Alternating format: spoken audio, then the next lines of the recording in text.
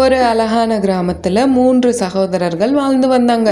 ஆனால் அவங்க எப்போதுமே ஒரு சின்ன சின்ன விஷயங்களுக்கு கூட சண்டை போட்டுக்கிட்டே இருந்தாங்க. எப்போதும் என் பேச்சை யாருமே கேட்க முடியல. நீ சொல்றதா சரின்னு எப்படி ஒத்துக்க முடியும்? நீங்க 2 பேரும் சண்டை தான் போடுறீங்க.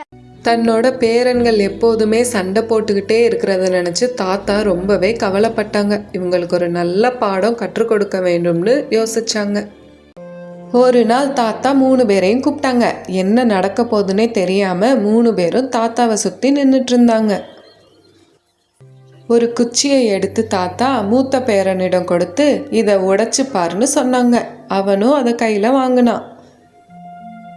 மூத்த பேரன் அந்த குச்சியை ரொம்ப ஈஸியா உடைச்சிட்டான். இது ரொம்ப சுலபம் தாத்தான்னு பெருமையா சொன்னான். இதே மாதிரி மற்ற 2 பேரன்களும் ஆளுக்கு ஒரு குச்சியை ஈஸியாக உடைச்சிட்டாங்க. 3 பேரும் அவங்கள ரொம்ப பலசாலியாக உணர்ந்தாங்க. அப்போ அந்த தாத்தா பல குச்சிகள் சேர்ந்த ஒரு குச்சி கட்டையை எடுத்தாங்க. அதை பார்த்து 3 பேரும் ஆச்சரியமாக நின்றுட்டு இருந்தாங்க.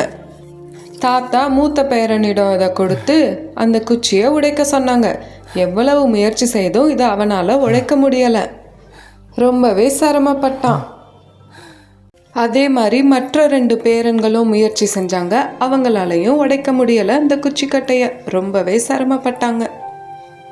அப்போ அந்த தாத்தா சிரிச்சுக்கிட்டே சொன்னாங்க, தனியாக இருந்த குச்சியை ஈஸியாக உடைக்க முடிஞ்சிச்சு, சேர்ந்து இருந்த குச்சிக்கட்டையை யாராலும் உடைக்க முடியலைன்னு சொன்னாங்க. இந்த கருத்து அந்த 3 பேருக்குள்ளேயும் ரொம்ப ஆழமாக பதிஞ்சிச்சு. அவங்களோட தவற அந்த 3 சகோதரர்களும் உணர்ந்தாங்க. அன்னைக்கு இருந்து எல்லாருமே சேர்ந்து வேலை பார்த்தாங்க, ஒன்றாக இருந்தாங்க. அதை பார்த்து தாத்தாவின் மனசு ரொம்பவே சந்தோஷமாக இருந்துச்சு. இதே போல் நீங்களும் ஒற்றுமையாக இருக்கணும்.